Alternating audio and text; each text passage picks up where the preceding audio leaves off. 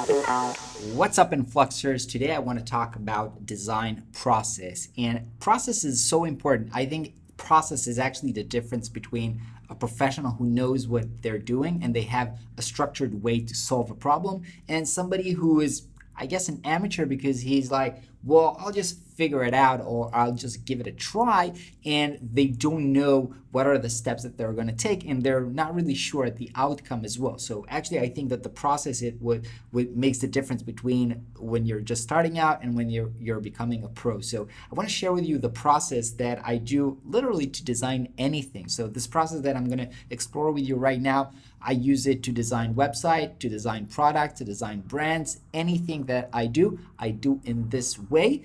Obviously, there are different actual steps and tactics for each platform that I'm designing from, but the core structure of this process is the same. So let's get started. Basically, it's a 4-step process. The first step in the process is to actually understand what we're trying to solve. And I think a lot of people skip that step. Somebody comes to you and they're telling you, well, we need to have a website. And you're, okay, let's do it. And you're going right into the actual design and arranging the information on the page. But you have to take a minute to really understand what is the problem, what is the goal of the project, what they're trying to achieve with it, who is the audience, who is the competition, and really understand what are you trying to do here and how will a success will look like. So the way to do that is basically by doing two things. You do research and you do interviews. I guess interviews is part of research, but I do them differently. So research I can usually do on my own, sitting next to the computer, browsing the internet, reading about the company, reading about the competition, reading about the market, looking how their website looks like currently, what is the messaging, what their competition is saying, what other people are maybe talking about the product or brand, online and social networks, trying to immerse myself in that world of my client or the problem and learn as much as I can about it. And by interviews, that can be either interviewing the people who work in the company, so trying to see from their perspective, what do they think the company does, what they're trying to do, what their goal is for the project. Sometimes you get different perspective from different people.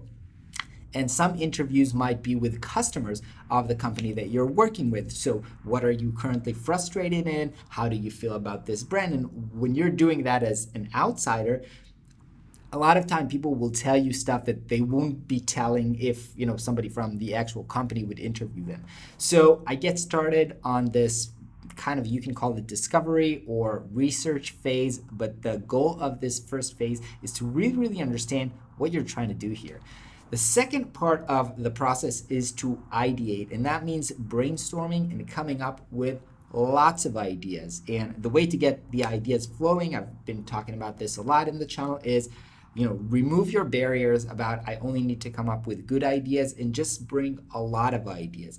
And it's very important to come up with a lot of ideas, because a lot of times we have the first idea and we fell in love with it and it was like, yeah, let's try that. But you need to explore a lot of different solutions and a lot of different ideas, because a lot of things come after you're kind of marinated in the project for a while. I like to break this ideation process over a couple of days. So I try to bring up some ideas, I go to rest, or I take a break from the project for 1 or 2 days. Then I come back to it with fresh eyes, with fresh brain, and try to come up with a lot of ideas. So if it's logos, I'm just sketching it in my notebook. If it's, wireframes for a website, I try to sketch it out, a few different layouts, a few different flows, and just come up with a lot of ideas. Obviously, for the next step, you have to kind of narrow it down, pick up something that you feel at this point will best solve the problem that you've understood at step 1. Step 3 is taking the kind of rough idea that you have and trying to validate it.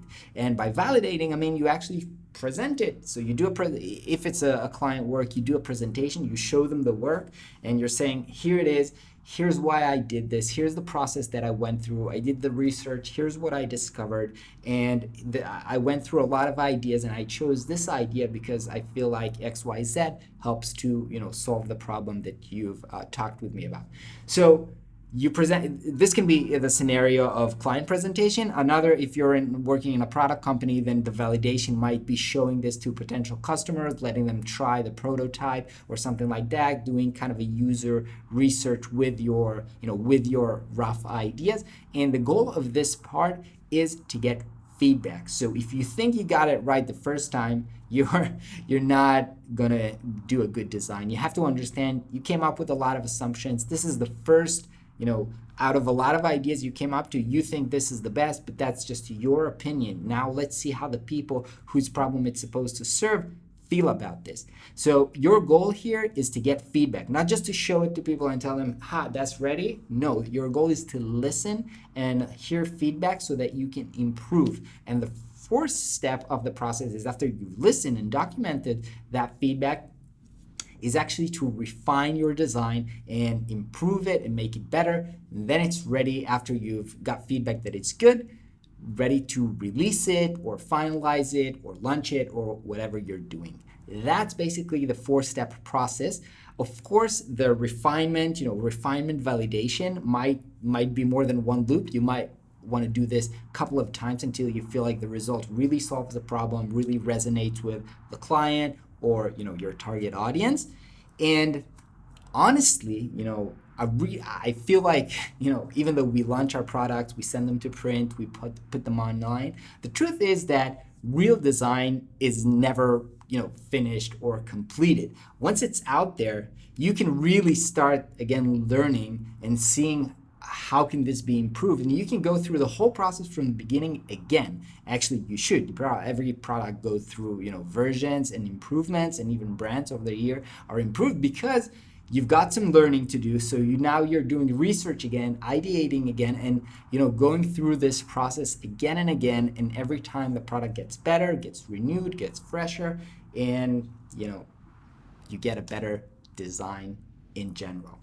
That's basically my 4-step process that I use for everything that I do. If you have a different process, let me know in the comments below. Have a super day, and I'll catch you tomorrow.